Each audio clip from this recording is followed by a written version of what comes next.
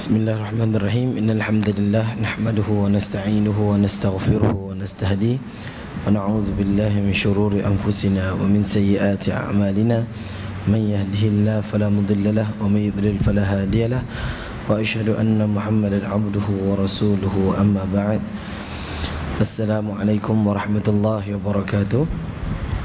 Alhamdulillahirabbil alamin. Puji dan syukur kepada Allah Subhanahu wa taala yang telah memberikan kita nikmat iman dan Islam, yang dengannya kita dapat beribadah kepada Allah Subhanahu wa taala dan terus menjadi orang-orang yang mentauhidkan Allah Subhanahu wa taala, dan itu merupakan hak Allah Subhanahu wa taala yang hamba dia kena lakukan.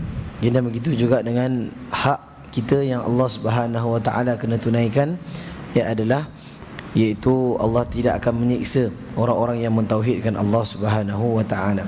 Ya, mudah-mudahan kita tergolong di kalangan golongan orang-orang yang salih. Amin ya rabbal alamin. Okay, InsyaAllah kita akan terus sambung kitab Fathul Bari. Kita akan masuk kepada bab ke-29 dan mencuci apa yang menyentuh kemaluan wanita.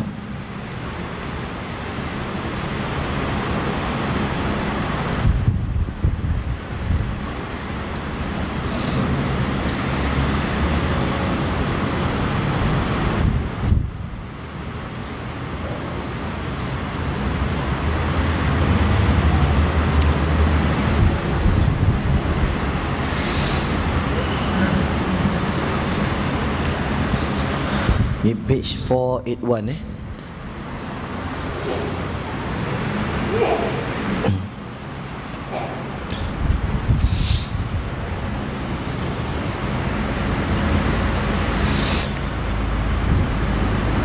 bab 29 tentang mencuci apa yang menyentuh kemaluan wanita. Jadi pada pertemuan yang sebelum ini kita dah bincangkan tentang adakah kita kena mandi ya apabila kemaluan bertemu kemaluan. Adakah kena sampai tahap untuk kita mandi junub apabila kemaluan bertemu dengan kemaluan? So nak kena mandi ke tidak? Dia kalau memasuki kemaluan wanita, kemaluan lelaki masuk kemaluan wanita, walaupun sebahagian iaitu dah disyaratkan kena mandi walaupun tidak keluar air mani. Tapi kalau dia hanya menyentuh sahaja, maksudnya dia tak memasukkan, maka itu tidak memerlukan mandi. Lalu kita tengok bab ke-29 tentang mencuci apa yang menyentuh kemaluan wanita. Qala Yahya wa akhbarani Abu Salamah anna Atha bin Yasar akhbarahu anna Zaid bin Khalid al-Juhani akhbarahu annahu sa'ala Uthman bin Affan faqala أرأيت إذا جامع الرجل امرأته فلم يمني قال عثمان يتوضأ كما يتوضأ للصلاة ويغسل ذكره قال عثمان سمعته من رسول الله صلى الله عليه وسلم فسألت عن ذلك علي بن أبي طالب والزبير بن عوام وطلحة بن عبيد الله وأبي بن كعب رضي الله عنهم فأمروه بذلك. قال يحيى وأخبرني أبو سلمة أن عروة بن الزبير أخبره أن أبا أيوب أخبره أنه سمع ذلك من رسول الله صلى الله عليه وسلم. Daripada Yahya, ia berkata Abu Salamah bercerita kepadaku bahawa Atha bin Yasar mengatakan Zaid bin Khalid al-Juhani memberitahukan kepadanya bahawa ia bertanya kepada Uthman bin Affan, apakah pendapatmu jika seorang menggauli isterinya dan tidak sampai mengeluarkan air mani? Uthman berkata, ia berwuduk seperti wuduk untuk salat dan mencuci kemaluannya. Uthman berkata, aku mendengar dari Rasulullah sallallahu alaihi wasallam, maka aku menanyakannya kepada Ali bin Abi Talib, Zubair bin Awam, Talha bin Ubaidillah, Ubay bin Ka'ab. Mereka memerintahkan melakukan hal itu. Yahya berkata, Abu Salamah memberitahuku bahawa Urwah bin Zubair memberitahuku kepada Abu Ayyub memberitahukan bahawa ia mendengar demikian daripada Rasulullah sallallahu alaihi wasallam. Jadi kita akan bahaskan tentang adakah perlunya Ya, apabila kita menyentuh kemaluan, ya, adakah perlu mandi ataupun kena ambil wuduk sahaja? Kita tengok keterangan hadis. Mencuci apa yang menyentuh, maksudnya bahagian badan laki-laki. Bahagian badan lelaki, iaitu menyentuh kemaluan wanita, baik berupa cairan ataupun lainnya. Fa amaruhu bizalik, mereka memerintahkan melakukan hal itu. Dalam kalimah ini terdapat pemalingan arah perbicaraan, sebab seharusnya ia berkata maka mereka memerintahkan aku, ya, atau ada kemungkinan kalimah itu adalah perkataan Atha bin Yasar, maka hukum riwayat ini adalah menjadi mursal. Ya, bilakah dia akan jadi mursal? Bila dia tak sampai kepada Nabi sallallahu alaihi wasallam. Jadi perkataan ini akan berhenti dekat Atha. Dekat Atha, dan dia dinamakan mursal. Kenapa? Kerana dia tak sambung sampai kepada Rasulullah sallallahu alaihi wasallam. Jadi fa amaruhu bizalik, itu ada kalanya dikatakan itu bukanlah perkataan Nabi sallallahu alaihi wasallam, itulah perkataan Atha. Ya, Al-Karmani berkata bahawa kata ganti kalimah idza jama'a, ya, adalah untuk orang yang menggauli isterinya.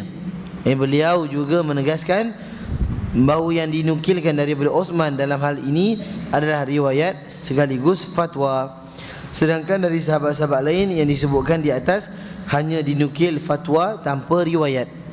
Maksudnya mereka tak menukilkan semua perkataan-perkataan sahabat-sahabat yang lain, kecuali mereka hanya mengatakan, ya, mereka berkata begini, mereka berkata begini.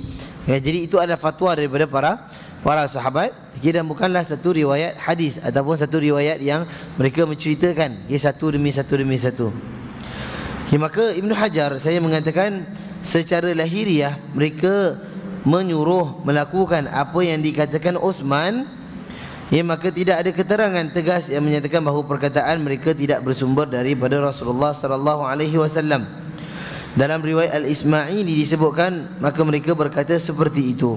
Secara lahiriah menunjukkan bahawa perkataan mereka juga bersumber dari Rasulullah sallallahu alaihi wasallam. Sebab Uthman berfatwa dan sekaligus menukil riwayat dari Nabi sallallahu alaihi wasallam dalam masalah tersebut, maka kata seperti menunjukkan persamaan dalam segala segi. Al-Ismaili secara jelas menyebutkan bahawa perkataan sahabat yang lain itu bersumber langsung dari Nabi sallallahu alaihi wasallam, maka lafaz tersebut adalah faqalu mithla dhalik anin Nabi sallallahu alaihi wasallam. Yang mereka mengatakan seperti itu dari Nabi sallallahu alaihi wasallam. Al-Ismaili berkata tidak ada yang berkata demikian kecuali Yahya Al-Hamawi, dan ia tidak memenuhi kriteria kitab ini. Ya, annahu sami'a dzalika min Rasulillah sallallahu alaihi wasallam, bahawa ia mendengarnya dari Rasulullah sallallahu alaihi wasallam. Ya, jadi permasalahan dia di situ, ya, adakah itu perkataan Rasulullah ataupun perkataan mereka. Ya, jadi seperti mana Al-Ismaili mengatakan bahawa itu juga merupakan perkataan Rasulullah. Ya, seperti mana dia mengatakan mithla dzalik, mereka mengatakan itu seperti itu juga yang mereka dah nukilkan daripada Rasulullah. Cuma dia tak datangkan teks asal, apa yang Nabi SAW riwayatkan. Beza dengan apabila Nabi SAW mengatakan, maka hendaklah dia mengambil wuduk secara jelas. Nabi yang kata, maka itu kita boleh katakan bahawa itu perkataan Rasulullah. Tapi kalau dia mengatakan, Rasulullah mengatakan seperti itu, dia tak secara jelas, tapi boleh bermaksud bahawa itu juga merupakan perkataan Rasulullah. Imam Ad-Darqutni berkata ini adalah dugaan sahaja, kerana Abu Ayyub hanya mendengarkan daripada Ubay bin Ka'ab sebagaimana yang dikatakan oleh Hisham bin Urwah dari ayahnya. Saya katakan secara lahiriah Abu Ayyub mendengar dari keduanya, kerana redaksi riwayat berbeza. Pada riwayat Hisham daripada Ubay bin Ka'ab ada kisah yang tidak disebutkan daripada Nabi sallallahu alaihi wasallam. Lalu hadis ini juga telah diriwayatkan daripada sanad yang lain daripada Ayyub daripada Nabi, seperti dinukil oleh Ad-Darimi dan Ibnu Majah. Al-Asram menceritakan daripada Ahmad bahawa hadis Zaid bin Khalid yang disebutkan pada bab ini mempunyai cacat. Ini kerana telah tetap fatwa dari mereka berlima yang berlawanan dengan hadis ini. Ya'qub bin Syaibah meriwayatkan daripada Ali Al-Madini bahawa hadis ini adalah syaz. Syaz iaitu apa? Iaitu ada kekurangan di situ, ada cacatnya. Ya, ada benda yang ganjil. Kerana apa? Kerana mereka mengatakan bahawa ini bercanggah dengan hadis yang lain. Namun pernyataan ini dapat dijawab bahawa hadis ini kuat dilihat dari periwayatannya yang tidak terputus dan hafalan perawinya. Ibnu Uyainah yang juga meriwayatkan daripada Zaid bin Aslam daripada Atha bin Yasar, seperti riwayat Abu Salamah dari Atha yang dikeluarkan oleh Ibnu Abi Syaibah dan yang lainnya. Maka hadis ini sanadnya tidak tunggal. Adapun keberadaan mereka yang berfatwa berlawanan dengan hadis ini tidaklah mengurangi kesahihan hadis, kerana adanya kemungkinan bahawa telah sampai kepada mereka hadis lain yang menghapus hukum hadis ini yang mereka jadikan pegangan. Memang tidak sedikit hadis sahih yang dihapuskan hukumnya. Ya, maka jumhur ulama berpendapat bahawa hubungan badan yang tidak mengeluarkan air mani yang cukup berwuduk sahaja telah dihapus dengan hadis Abu Hurairah dan hadis Aisyah yang telah disebutkan pada bab sebelumnya. Dalil penghapusannya adalah hadis yang diriwayatkan oleh Ahmad daripada Zuhri daripada Sahal bin Sa'ad. Ia berkata, Ubay bin Ka'ab berkata kepadaku bahawa fatwa yang mereka katakan iaitu air mandi ini kerana sebab air keluarnya mani adalah keringanan yang diberikan Rasulullah pada permulaan Islam. Lalu beliau memerintahkan untuk mandi setelah itu. Riwayat ini disahihkan oleh Ibnu Khuzaimah dan Ibnu Hibban. Al-Ismaili berkata riwayat ini sahih, memenuhi pensyaratan Imam Bukhari. Demikian yang beliau katakan, seakan-akan Al-Ismaili belum menemukan kelemahannya, di mana para ahli hadis telah berbeza pendapat bahawa Az-Zuhri telah mendengarnya daripada Sahal ataupun tidak.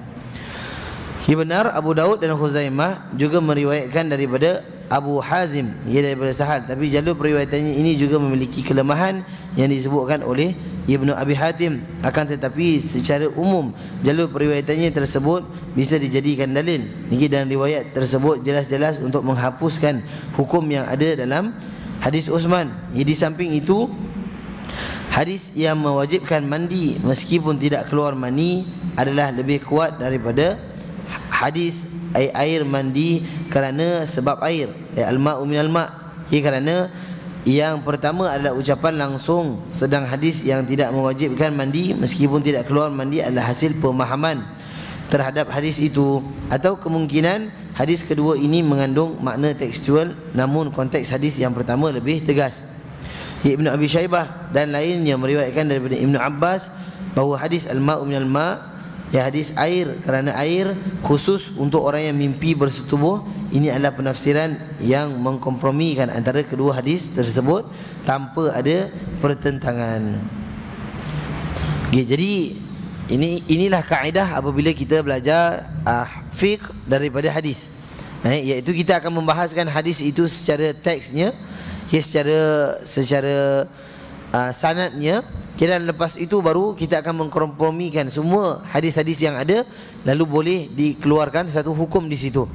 Dan itu pun termasuk dalam perbezaan pendapat ulama tentang hukum tersebut. Jadi berbeza dengan kita belajar fiqh daripada kitab fiqh. Kita belajar fiqh daripada kitab fiqh itu kita membahaskan hukum-hukum tersebut, baru kita bahaskan hadis. Tapi kalau ini kita akan bahaskan hadis, baru daripada hadis itu kita keluarkan hukum. Jadi ini antara pendekatan yang telah dilakukan oleh ulama-ulama hadis, lalu mereka mengeluarkan hukum daripada situ. Jadi boleh tak ataupun perlu tak kita mandi apabila kita bersama dengan isteri?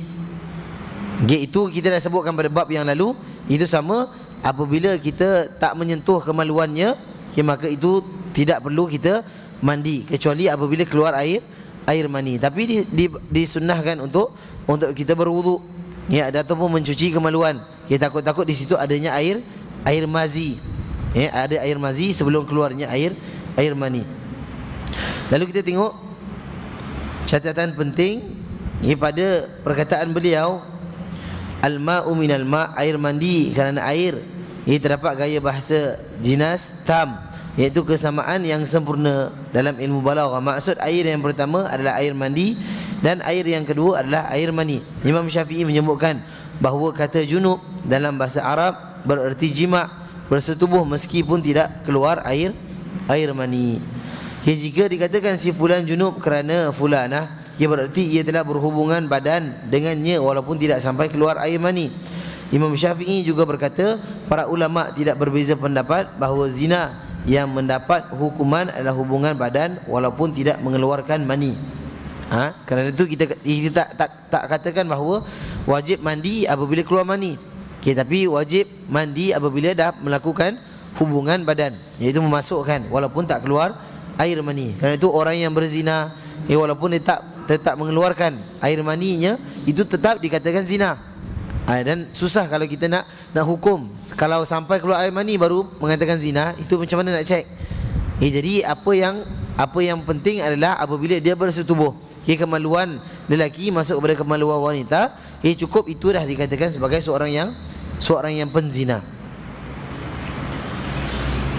Imam Syafi'i juga berkata, para ulama tidak berbeza pendapat bahawa zina yang mengeluarkan air mani adalah hubungan badan walaupun tidak mengeluarkan air mani. Ibnu Arabi berkata, kewajipan mandi kerana hubungan dan keluarnya mani adalah seperti kewajipan berwudu kerana menyentuh kemaluan dan buang air kecil. Keduanya berada pada sisi yang saling berhadapan, baik dari segi dalil maupun dari segi illah, iaitu dasar argumentasi. Wallahu ta'ala a'lam. Jadi sebenarnya hadis ini kita dah bahaskan pada bab-bab yang lalu. Jadi cuma penguat bagi mengatakan bahawa apabila bersentuh ataupun bersetubuh itu diwajibkan mandi walaupun tak keluar air mani. Abu Ayyub qala akhbarani Ubay bin Ka'ab annahu qala ya Rasulullah idza jama'a ar-rajulu imra'atahu al-mar'ah falam yunzil qala yaghsilu ma massa al-mar'ah minhu thumma yatawadda wa yusalli. Qala Abu Abdullah al-ghaslu ahwat wa dhalika al-akhiru wa innama bayyana li ikhtilafihim. Daripada Abu Ayyub, ia berkata, aku diberitahu oleh Ubay bin Ka'ab bahawa ia berkata, wahai Rasulullah, apa hukumnya jika seorang laki-laki menggauli isterinya dan tidak sampai keluar mani? Beliau berkata, hendaknya mencuci apa yang menyentuh kemaluan, menyentuh wanita itu, kemudian berwuduk dan salat. Abu Abdullah berkata, mandi lebih hati-hati dan lebih selamat. Demikian keputusan terakhir. Hanya saja kami jelaskan hal ini kerana perselisihan yang terjadi di antara mereka. Jadi kenapa disebutkan lebih selamat? Itu menunjukkan lebih afdal. Lebih afdal, tapi tak menunjukkan kewajipan. Itu keterangan hadis. Maksud judul bab adalah hendaklah laki-laki itu mencuci anggota tubuhnya yang menyentuh kemaluan wanita. Yang disebut di sini adalah kemaluan, tetapi yang dimaksudkan adalah bahagian yang basah. Ini sebuah konsekuensi di mana yang disebutkan adalah perkara lain, namun yang dimaksud adalah konsekuensi dari perkara tersebut. Yatawadda, berwudu. Lafaz ini jelas sekali memberi keterangan mengakhirkan wudu daripada mencuci kemaluan. Lalu Abdul Razak meriwayatkan daripada As-Sauri dari Hisham dengan tambahan lafaz seperti wudu untuk solat. Wa yusalli, hal ini sebagai dalil yang lebih jelas untuk meninggalkan mandi dibanding keterangan pada hadis sebelumnya. Maksudnya apa? Maksudnya itu ada yang mengatakan kena mandi dulu baru berwuduk, dan yang mengatakan kena berwuduk dulu baru mandi. Begitu juga dengan ada yang katakan kena cuci kemaluan dulu baru berwuduk, ada yang mengatakan berwuduk dulu baru cuci kemaluan. Itu kita dah katakan bahawa itu tergantung kepada pendapat kita, sama ada memegang kemaluan itu membatalkan wuduk ataupun tidak.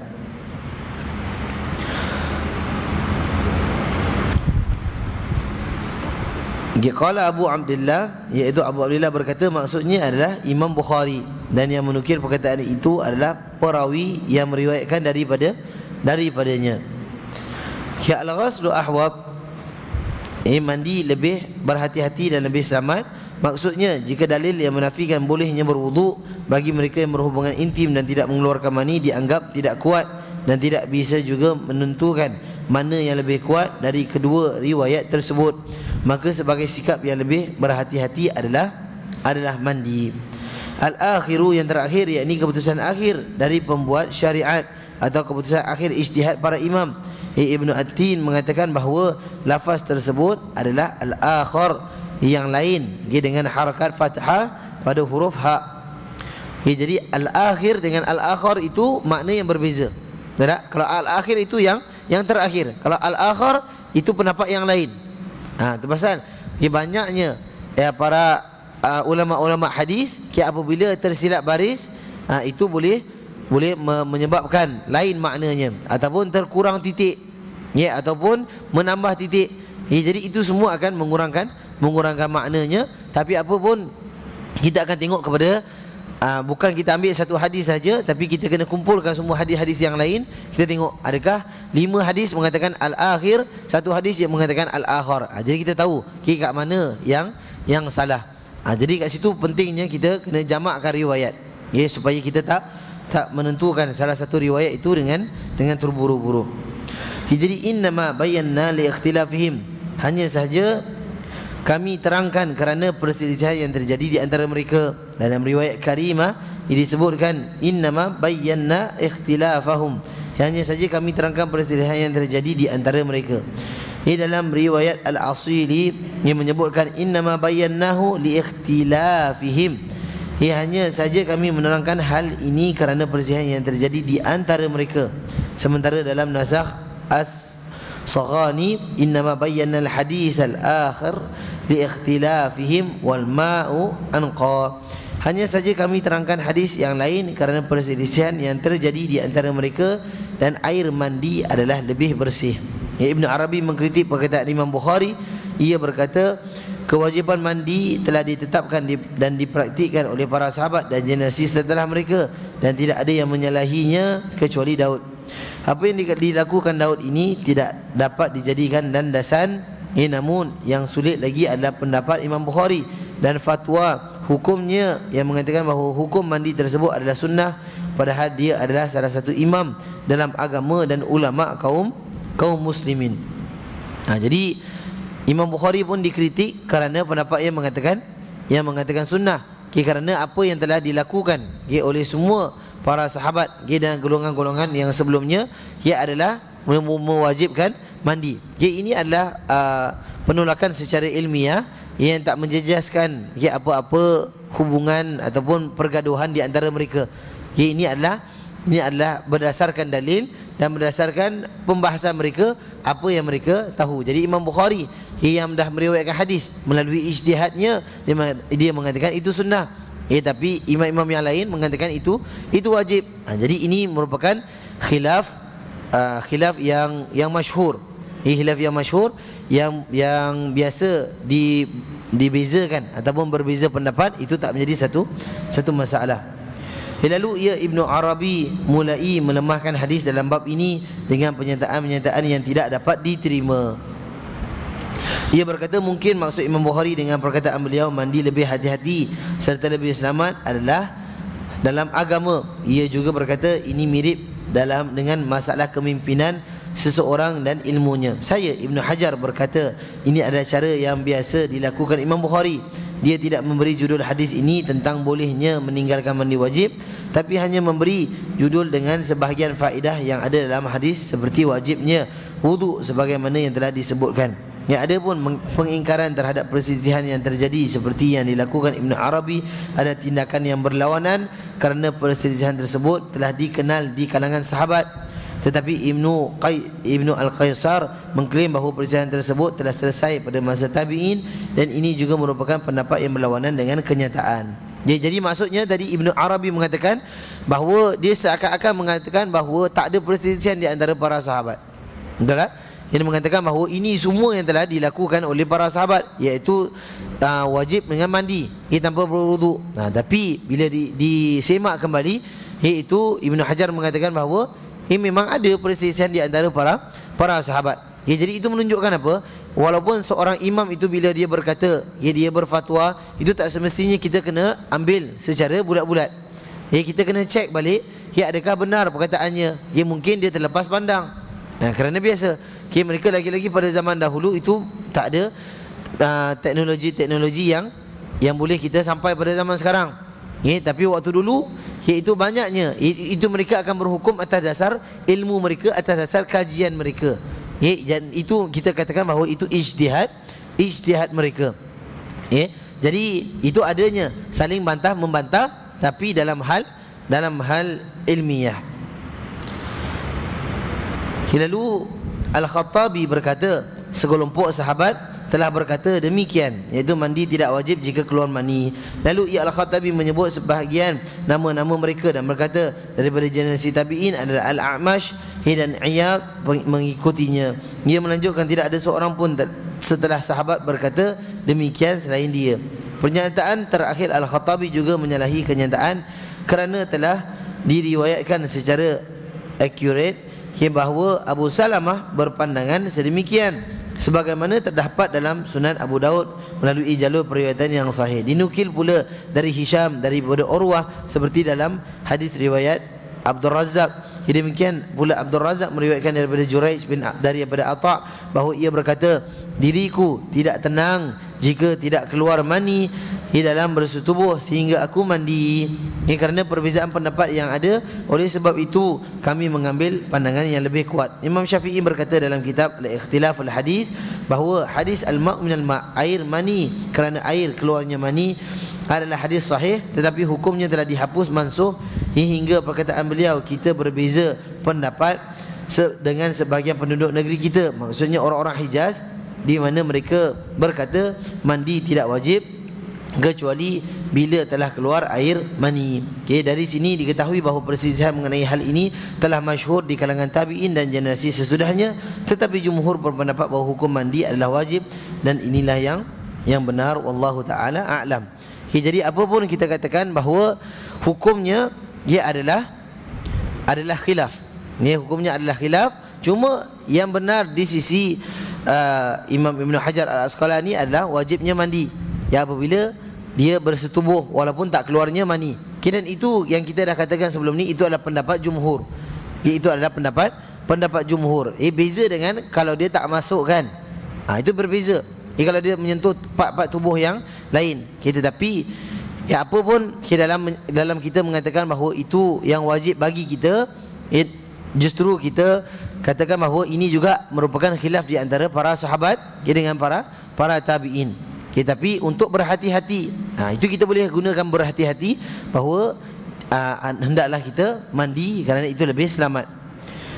Jadi penutupnya, kitab mandi dan hukum-hukum yang berkenaan dengannya mencakup 63 hadis yang langsung kepada Nabi SAW yang marfu', yang terulang dalam bab ini serta pada bab-bab sebelumnya berjumlah 35 hadis. Jadi disebutkan apa? 63 hadis itu hadis yang apa? Hadis yang berkenaan dengan mandi. Yang marfu' kepada Nabi SAW. Marfu' itu apa? Yang sampai kepada Nabi. Ini kesimpulan dia. Lalu yang terulang dalam bab ini, pada bab-bab sebelumnya berjumlah 35 hadis. Jadi daripada 63 yang berulang tu 35. Kenapa dia berulang? Kerana kita dah katakan bahawa Imam Bukhari suka dengan pengulangan hadis, bukan kerana dia dah tak ada hadis lain, tetapi itu ada faedah-faedah hadis yang daripada bab lain dimasukkan dalam bab ni kerana ada faedah yang tertentu. Akan mengeluarkan hukum-hukum yang tertentu. Tu pasal kita tengok banyaknya hadis yang berulang-ulang. Kerana kita tengok je yang bab-bab sebelum ni, semua hadis ini dekat sama dengan hadis yang sebelumnya, dia ulang lagi. Tetapi adanya sesuatu hukum yang Imam Bukhari nak katakan, dan itu kita ketahui bahawa itu adalah fiqh Imam Bukhari. Imam Bukhari tak keluarkan hukum-hukum tersendiri kecuali dia akan buat bab, dan bab itu adalah fiqhnya. Hadis yang diriwayatkan secara bersambung di antaranya berjumlah 21 hadis, sedangkan sisanya hanya berupa panggalan-panggalan hadis yang disebut tanpa silsilah periwayatannya, iaitu mu'allaq, ataupun sebahagian penguat, iaitu mutaba'ah. Jadi yang disebutkan secara lengkap periwayatannya itu 21 hadis. 21 hadis, tapi yang disebutkan contohnya dia akan ambil sikit je.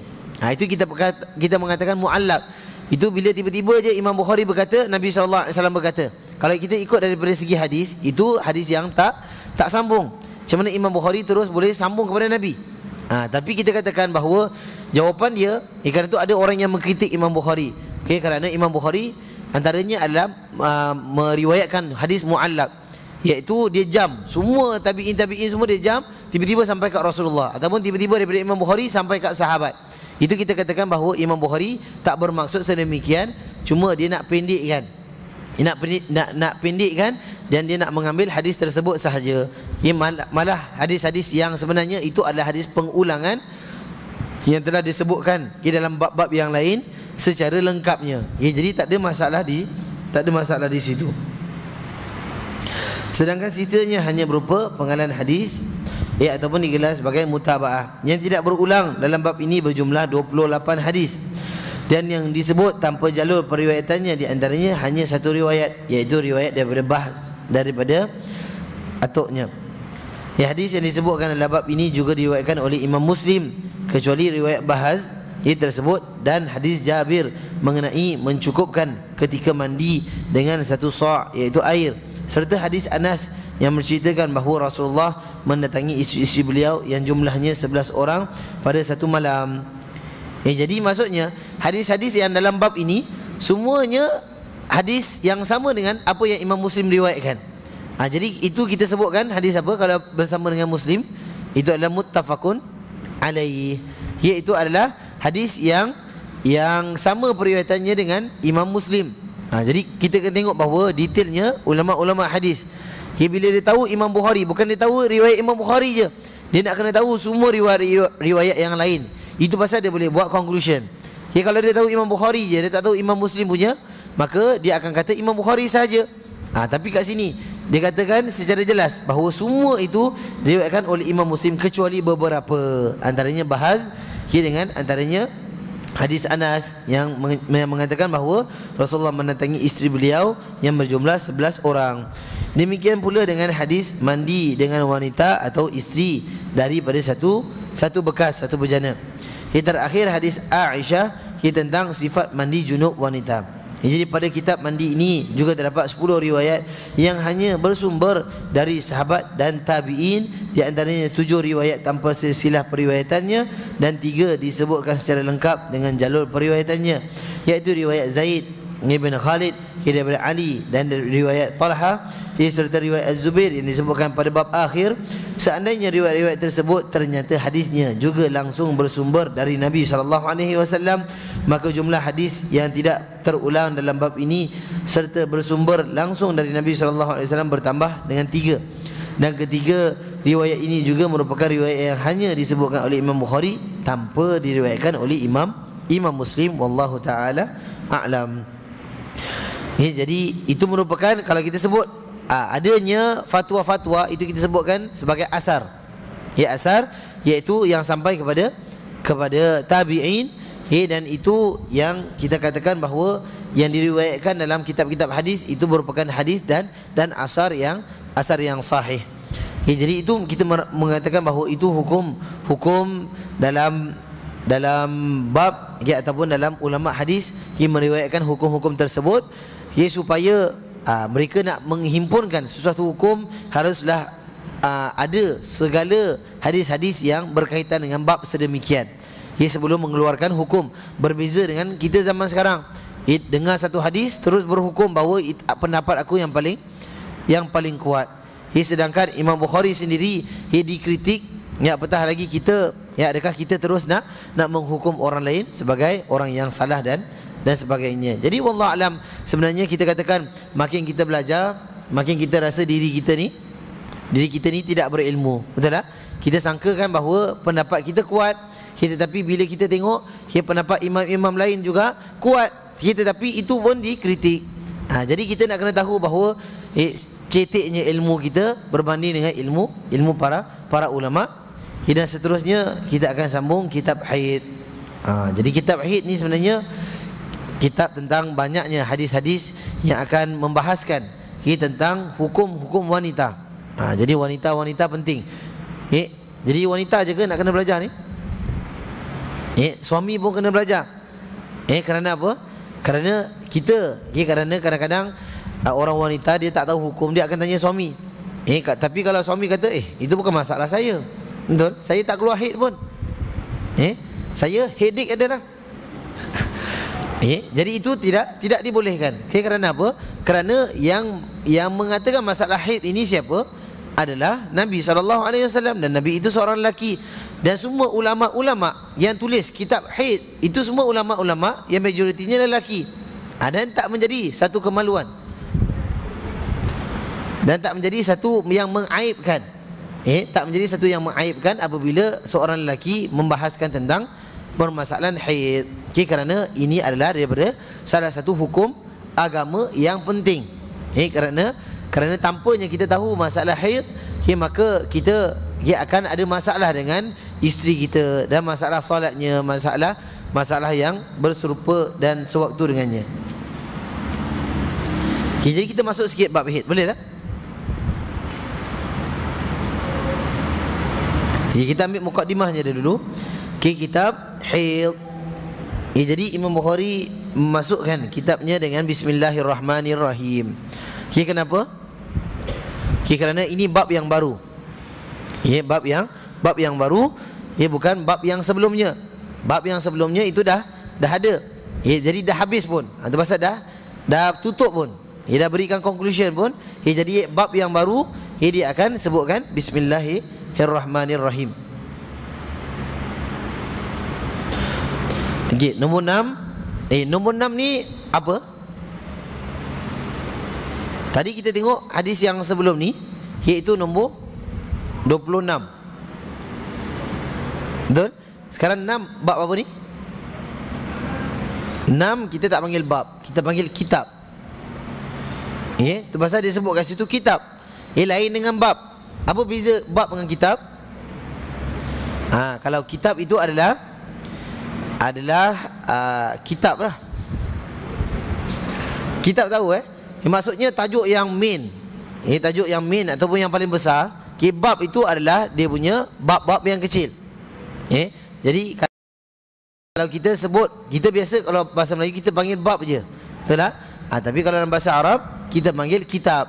Dan bab dalam bahasa Melayu pun kita ambil daripada Arab. Itu pasal kena ambil kitab sekali. Kerana itu lagi luas dia punya perbahasan dia. Jadi bila ada kitab yang jelas, kitab solat, daripada solat tu barulah masuk bab sampai yang sekecil-kecilnya. Jadi kita tak boleh nak masukkan bab solat dalam kitab. Kerana itu dalam masalah yang kecil. Jadi kita tengok bab ke-6 itu kitab haid. Kenapa kitab haid itu dijadikan kitab? Kerana kitab haid ini tak boleh campur dengan tajuk-tajuk yang lain. Kerana dia mempunyai banyak sebenarnya hukum-hukum yang berkenaan dengannya. Lalu wa qaulillahi ta'ala wa yas'alunaka 'anil mahid qul huwa adan fa'tazilun nisaa fil mahid ولا تقربوهن حتى يطهرن فإذا تطهرن فأتوهن من حيث أمركم الله إن الله يحب التوابين ويحب المتطهرين. Itu firman Allah Subhanahu wa taala, mereka bertanya kepadamu tentang haid. Jadi ini siapa tanya kepada siapa? Jadi ini Allah Subhanahu wa taala turunkan kepada Nabi alaihi salatu wasalam. Jadi bila orang-orang bertanya kamu tentang masalah haid, itu pasal dalam Al-Quran itu disebutkan khusus tentang masalah haid. Jadi itu pasal Imam Bukhari membuatkan satu bab, itu kitab haid. Ini masalah khusus. Maka katakanlah haid itu adalah kotoran. Haid itu adalah satu kotoran. Jadi itu secara umumnya haid itu kotor. Ada haid yang bersih tak? Tak ada haid yang bersih kecuali haid ento. Itu bersih lah kalau kita bersihkan kepala. Tetapi kalau kita sebut tentang darah haid, itu confirm kotor. confirm kotor. Dia berbeza dengan darah-darah yang lain. Haid itu adalah kotoran. Oleh kerana itu, hendaklah kamu menjauhkan diri dari wanita di waktu haid. Nanti kita akan bahaskan. Ia adalah kotornya dari segi kotor maknawi, dari segi makna, ataupun kotor dari segi zahir. Adakah dia kotor dari segi kalau kita tak boleh sentuh dia, maksudnya sentuh secara zahir, itu kotor waktu dia haid, ataupun kotor dari segi kotor tak boleh bersama, itu maksudnya bersetubuh. Itu kita akan tengok perbahasan yang panjang.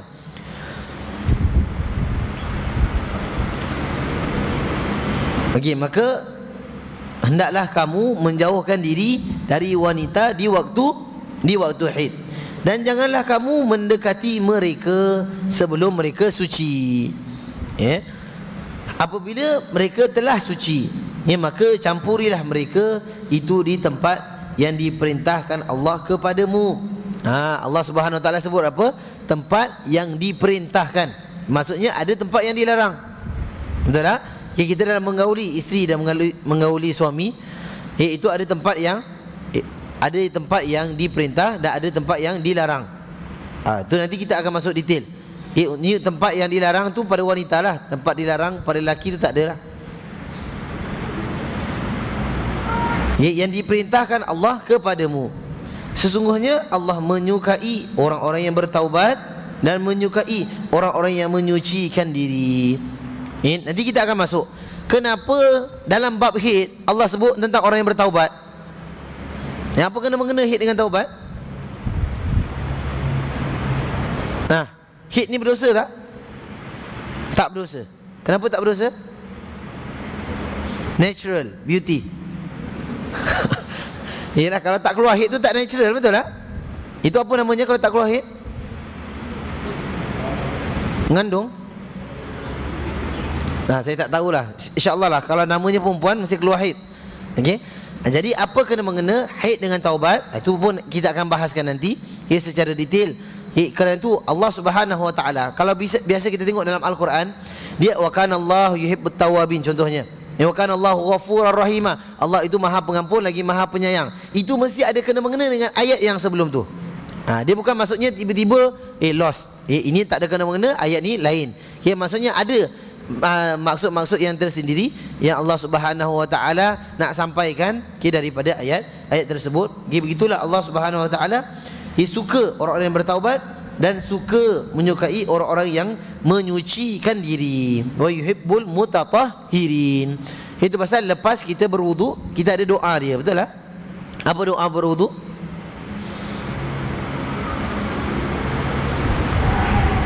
Apa doa berwuduk? Tadi solat duha berwuduk doa tak lepas tu?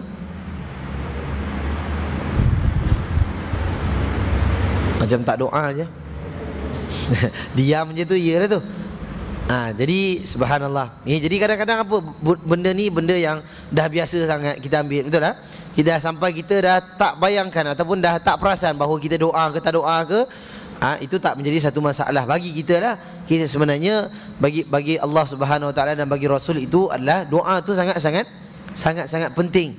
Kerana itu para ulama membuat antaranya buku Hisnul Muslim, benteng bagi umat Muslim, umat Islam, iaitu benteng, iaitu doa. Kerana doa itu merupakan salah satu ibadah yang hanya kita boleh doa kepada Allah Subhanahu Wa Taala. Kerana itu dikatakan idza sa'alta fas'alillah. Apabila kamu nak minta, mintalah kepada Allah Subhanahu Wa Taala. Tak jawab lagi tu. Apa doa wuduk? Bismikallahumma ahya. Itu doa tidur. Doa wuduk apa?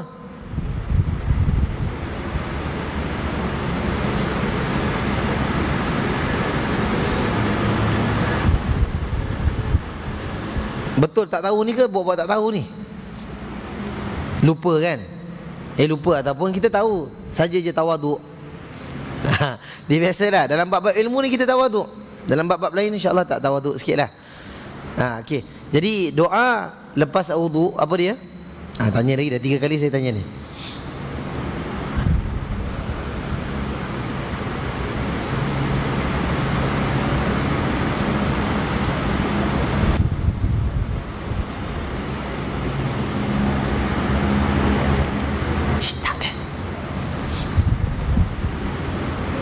Nah, Abdullah. Doa, pendek je doa tu.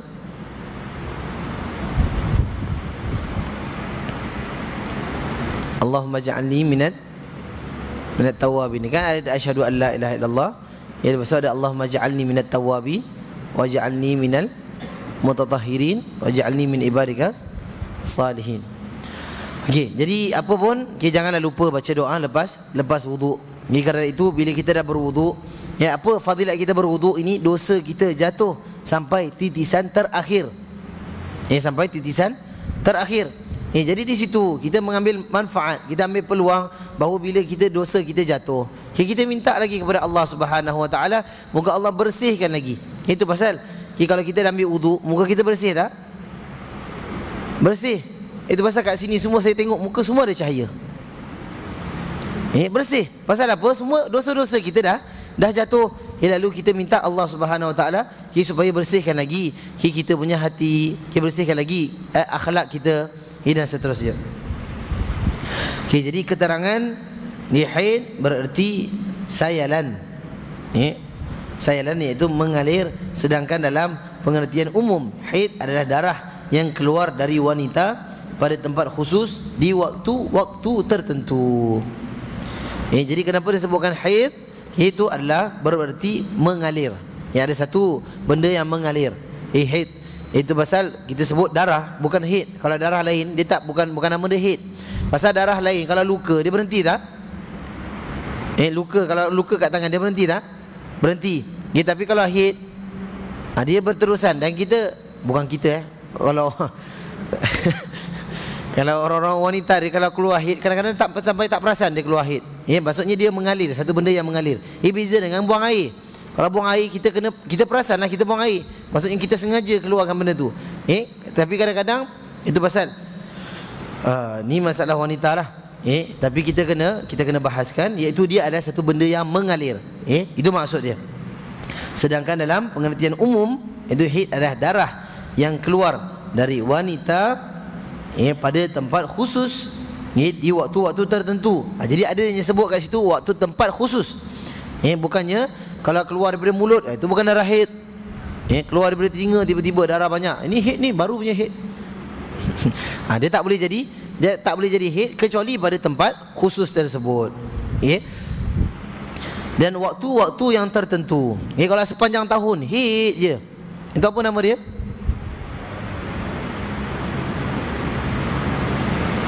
Ada nama tak? Sepanjang tahun, tiap-tiap hari dia haid je. Istihadah. Istihadah darah apa pula? Pancake. Penyakit. Ya, dia ada istilah di istihadah. Tapi itu pun penyakit, itu pun dia tak dikira haid. Itu nanti kita masuk bab lain. Itu adalah bab yang khusus.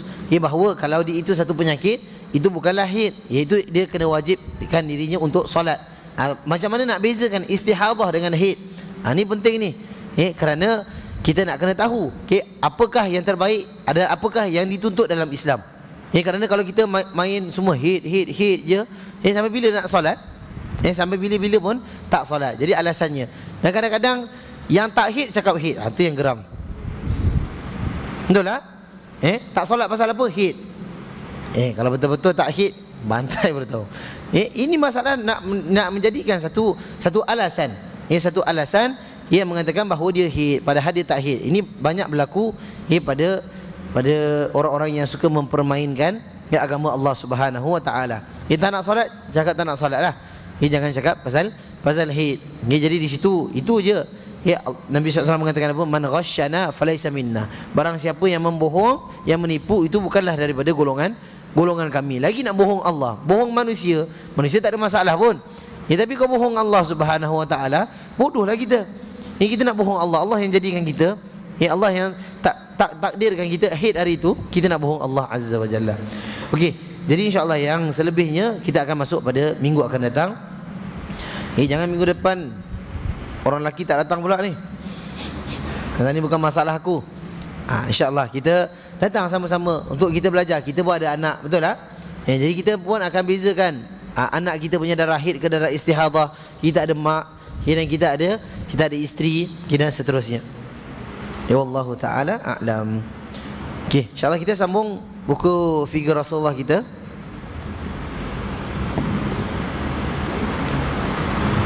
Jadi kita dah sebutkan tentang, kita dah masuk ciri-ciri mighfar, betul tak?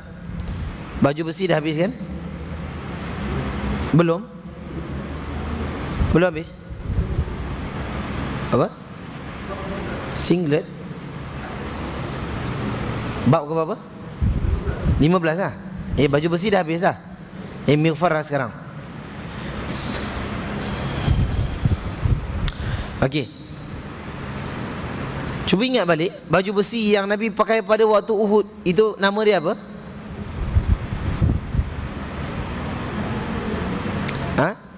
Zatul Fudul dengan fiddah. Ingat tak? Kita ada sebut beberapa baju besi Nabi, tapi yang khas Nabi pakai baju besi pada waktu peperangan Uhud itu ada dua baju besi. Jadi kita tengok pada bab ke-15, iaitu ciri-ciri mighfar Rasulullah sallallahu alaihi wasallam. Babu ma jaa fi sifati mighfari Rasulullah sallallahu alaihi wasallam. Mighfar tu apa? Mighfar, tengok footnote di situ. Sejenis penutup kepala dari besi yang dianyam. Ini menganyam apa? Ketupat. Biasa orang kita kalau sebut anyam ketupat, yang dibuat lah, yang dibuat khas, sesuai dengan ukuran kepala. Biasanya biasanya dipakai di bawah topi. Jadi ini adalah bab ciri-ciri tentang mighfar Rasulullah sallallahu alaihi wasallam. An Anas bin Malik anna Nabiy sallallahu alaihi wasallam dakhala Makkah 'am al-fath wa alayhi mighfarun falamma naza'ahu qila lah hadha ibnu khatalin muta'alliqun bi astaril Ka'bah faqala uqtuluhu. Qala Ibn Shihab wa balaghani anna Rasulullah sallallahu alaihi wasallam lam yakun yawma idin muhriman. Daripada Anas bin Malik. Anas bin Malik kita dah sebutkan. Anas bin Malik biasa seorang sahabat yang menjadi apa? Pembantu Nabi sallallahu alaihi wasallam, yang menjadi antara para sahabat yang banyak meriwayatkan hadis Nabi sallallahu alaihi wasallam, yang dia di antara orang yang telah dipanjangkan usianya, yang dia mati pada tahun berapa? 93 Hijrah. Itu pada tahun 93 Hijrah itu umurnya nak dekat 100 tahun. Lebih 100 tahun. Jadi itu antara fadilat Anas bin Malik. Kenapa ada fadilat tu? Kerana Nabi SAW doakan dipanjangkan umur, dan dibanyakkan anaknya. Berapa anaknya semua? Dah lupa ni. Anak dia berapa? Seperti mana yang telah dikatakan oleh Fatimah, anak kepada Anas bin Malik, adik-beradiknya mencapai 100 orang. Dan begitu juga dengan murahnya rezekinya itu, diberikan apa? Pokok kurma dia berbuah 2 kali setahun.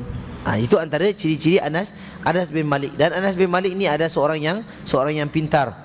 Seorang yang pintar, yang menjadi pembantu Nabi SAW. Dan dia banyak sebenarnya yang mengatakan tentang, walaupun dia pembantu Nabi, Nabi tak pernah mengherdik dia. Ya Allahu Akbar. Inilah sifat Nabi SAW. Apabila Nabi SAW suruh dia beli barang, walaupun dia lalai, biasa budak-budak main-main, walaupun dia lalai, tapi Nabi SAW tak pernah tengking dia. Jadi itu sifat yang kita nak kena ambil. Kerana walaupun dia pekerja kita, hendaklah kita bersikap dengan dia dengan sikap yang baik. Tapi tengok keadaan jugalah. Tengok keadaan, supaya kerana Nabi SAW dia marah bila orang menyakiti Allah dan Rasul. Itu kaedah dia. Tapi orang kalau menyakiti dirinya, itu Nabi tak marah. Tapi para sahabat yang marah. Biasalah kita akan mempertahankan Nabi SAW. Tapi ini antara mukjizat Nabi. Nabi tak akan marah selagi mana orang tak menyakiti Allah.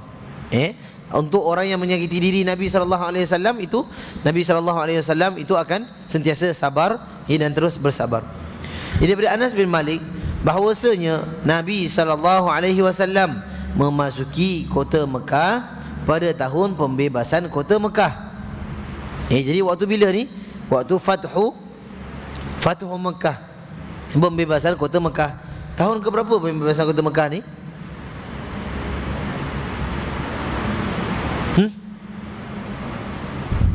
Berapa? Ke-8 Hijrah. Tahun ke-8 Hijrah dibukanya kota Mekah. Dan apabila dibukanya kota Mekah, turunnya ayat apa? Ayat An-Nasr. Surah An-Nasr. Idza jaa nasrullahi wal fath. Ada sebut al-fath kat situ, pembukaan. Apabila jaa nasrullah, bila datangnya penolongan ataupun kemenangan, nasrullahi wal fath, iaitu dan kemenangan. Itulah satu kemenangan, iaitu satu pembukaan kota Mekah, itu satu kemenangan. So bila dah menang, apa lagi? Dah cukup dah tu. Maksudnya begitulah. Kerana apa? Kerana bila ditanya kepada Ibnu Abbas, bila ditanya Ibnu Abbas apakah tafsiran surah An-Nasr, iaitu surah idza jaa nasrullahi wal fath wa ra'aitan nasa yadkhuluna fi dinillahi afwaja fasabbih bihamdi rabbika wastaghfir innahu kana tawwaba. Ibnu Abbas berkata, bila turunnya surah An-Nasr, maka telah dekatlah kematian Nabi SAW. Kerana apa? Bila dah menang, dah buka balik kota Mekah, Mekah itu dah dapat balik, maka tak lama lagi Nabi akan wafat. Jadi di situ antara penafsiran surah An-Nasr. Dan kita tengok pembukaan kota Mekah ini satu kemenangan. Kenapa berperangnya mereka pada pembukaan kota Mekah? Kerana mereka tak menepati janji. Yang sampai Nabi SAW serang kota Mekah. Dan antara ketakutan yang Allah Subhanahu Wa Taala berikan tentera-tenteranya adalah dengan memberikan rasa takut kepada orang-orang kufar. Jadi itu je antara tentera Allah, iaitu memberikan rasa gemetar. Walaupun badan dia besar, tapi kalau pengecut tak boleh jadi. Betul tak? Tu pasal kita tengok gajah tu besar, tapi dia besar je lah. Walaupun kalau kita tengok semut, biasa orang kata gajah pijak semut tak mati. Tapi semut pijak gajah mati. Terbedik lah. Jadi kita katakan apa? Bahawa kalau besar mana pun orang tersebut, tapi tak adanya keberanian, tak adanya sifat kepahlawanan, ataupun Allah dah cabut daripadanya sifat keberanian dan Allah masukkan daripada sifat ketakutan, maka dia akan takut. Jadi kita tengok kat situ bahawa bila pembukaan kota Mekah itu Nabi SAW susun strategi dengan masuk Mekah daripada 3 penjuru. Ada 3 dan dia mengatakan 4 tempat. Kerana kita tengok Kaabah itu 4 penjuru, betul lah. Jadi ada masuk pada tempat-tempat yang tertentu, supaya mereka itu tak boleh nak balas balik. Dan apa pun benarlah janji Allah, mereka masuk Islam itu dalam keadaan berbondong-bondong. Dia orang tengok Islam je terus masuk. Dia tak payah nak dakwah lagi. Dan kita akan tengok dalam hadis ni, siapakah yang tergantung dekat Kaabah. Dakhala Makkah, maka dia masuk pada pembebasan kota Mekah. Dan di kepalanya memakai mighfar. Apa maksud mighfar? Tadi itulah, topi besi. Jadi ini menunjukkan bahawa Nabi kalau pakai topi besi itu dalam ihram ke bukan ihram? Dalam ihram boleh pakai topi besi tak? Dia boleh pakai topi apa? Tak boleh pakailah ihram. Itu kan pantang larang ihram. Jadi bila Nabi SAW masuk ke dalam kota Mekah, itu tanpa pakai topi besi, itu bermaksud Nabi bukan dalam ihram. Boleh? Nabi bukan dalam ihram. Dan Nabi SAW pakai topi besi pasal apa? Pasal Nabi dah standby untuk berperang. Bukan dia tak payah pakai apa-apa. Nabi SAW sendiri dia standby, dia mengambil sebab-sebab untuk selamatkan diri daripada terkena serangan. Seperti mana kita dah sebutkan dulu, pedang pun ada, betul tak? Baju besi pun ada, topi besi pun ada. Belum lagi alat-alat yang lain. Jadi itu adanya sifat kita nak kena mengambil sebab-sebab untuk untuk menjadi seorang yang masuk dalam peperangan.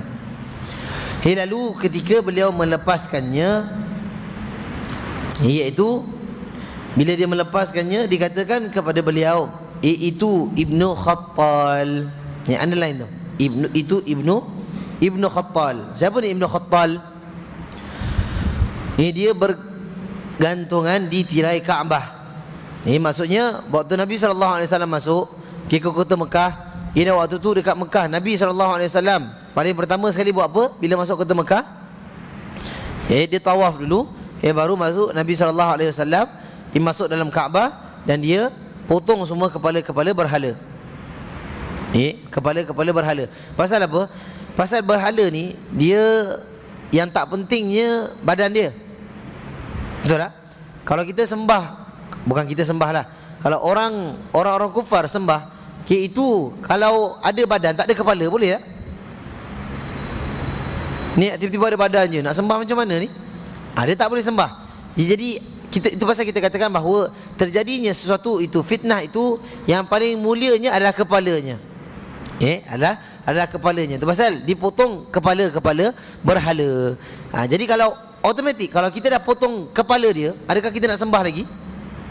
Dia tak sembah lah. Jadi tak sempurna patung tersebut. Jadi itu pasal bila Nabi SAW masuk, dah habis tawaf, Nabi SAW pun memotong berhala-berhala yang ada. Dalam riwayat mengatakan berapa banyak berhala ada? Lebih 300 berhala dalam Kaabah. Yang dia mengatakan 313 berhala dalam Kaabah. Subhanallah. Itu pasal mereka itu buat umrah. Sebelum tu mereka buat haji tak? Buat haji. Orang-orang musyrikin semua buat haji. Tapi dalam masa yang sama, dia orang tawaf, itu niat mereka untuk Allah dan juga niat mereka untuk selain Allah. Kerana itu masalahnya besar di situ. Kita agama Islam adalah hanya sembah kepada Allah dan bukan selain daripada Allah. Kita tak boleh nak kita sembah Allah, yang lain pun kita sembah. Itu jadi orang-orang musyrikin. Menjadi orang-orang musyrik. Itu pasal orang-orang musyrik, di antaranya mereka mengatakan bahawa malaikat-malaikat itu adalah anak perempuan bagi Allah. Jadi itu tak adanya iman mereka kepada Allah Subhanahu Wa Taala. Kerana turunnya surah Al-Ikhlas itu akan menghapuskan semua akidah-akidah yang batil. Jadi Ibnu Khattal dia bergantungan di tirai Kaabah. Lalu beliau pun bersabda, bunuhlah dia. Siapa bersabda ni? Nabi SAW. Bunuhlah dia. Lalu Ibn Syihab mengatakan, telah sampai berita kepadaku bahawa saat itu Rasulullah SAW tidak sedang berihram. Kenapa Ibn Syihab mengatakan telah sampai berita? Kerana waktu itu dia tak ada. Kerana Ibn Syihab Az-Zuhri ini tabi'in. Dia bukan sahabat yang ada pada waktu itu. Jadi kita tengok, bunuhlah dia, itu adanya footnote di situ. Kerana dia murtad dari Islam dan membunuh pelayannya yang beragama Islam.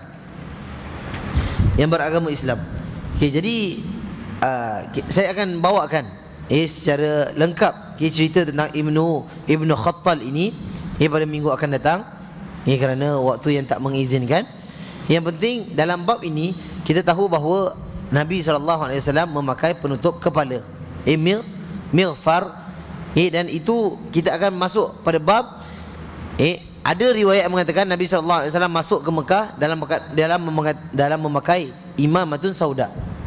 Betul tak? Sebelum ni kita masuk bab serban Nabi. Dah masuk kan bab serban Nabi? Belum? Lepas ni kita akan nampak bahawa ada Nabi SAW masuk dalam keadaan memakai serban. Dan ini riwayat mengatakan Nabi SAW masuk dalam keadaan memakai topi besi. Adakah ia bercanggah dengan riwayat memakai serban ataupun tidak? Wallahu taala a'lam. Dan mudah-mudahan Allah Subhanahu Wa Taala memberikan kita kecintaan kita kepada baginda sallallahu alaihi wasallam. Yang mudah-mudahan kita mendapat syafaat baginda sallallahu alaihi wasallam yang telah diizinkan Allah Subhanahu Wa Taala kepada umat-umatnya. Kerana itu kalau kita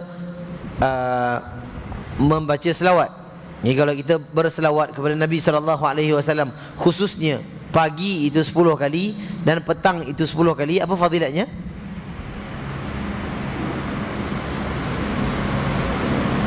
Ini beza dengan selawat yang umum. Selawat yang umum Nabi SAW katakan apa? Man shalla alayya salatan sallallahu alaihi biha asyarah. Barang siapa yang selawat ke atasku sekali, Allah akan memberikan dia ganjaran 10 kali. Tapi ini khas untuk Nabi SAW mengatakan apa? Barang siapa yang selawat ke atasku setiap pagi 10 kali dan setiap petang 10 kali, maka apa fadilatnya? Maka Nabi SAW kata bahawa dia akan dijamin mendapat syafaatku. Jadi jangan lupa, kalau kita selawat everyday itu selawat yang normal, tapi kita khususkan untuk pagi itu selawat 10, petang sebelum maghrib itu selawat 10 kali. Boleh tak? Jangan lepaskan. Kerana sayang kita katakan kita ni cinta Rasulullah, kita buat majlis Rasulullah, tetapi pagi petang tu tak selawat, hanya nak selawat pada waktu-waktu yang tertentu. Boleh tak? Jadi tak payah disuruh.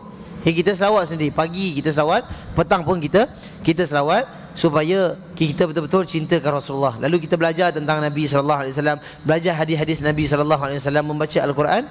Maka itu antara bukti yang terbesar bahawa kita ni betul-betul cintakan Nabi SAW. Kerana tak guna cinta Nabi tak baca Quran. Pasal apa tak nak baca Quran? Malas. Tapi nak cinta Nabi SAW, jadi itu kat situ dia punya wire dia tak betul sikit.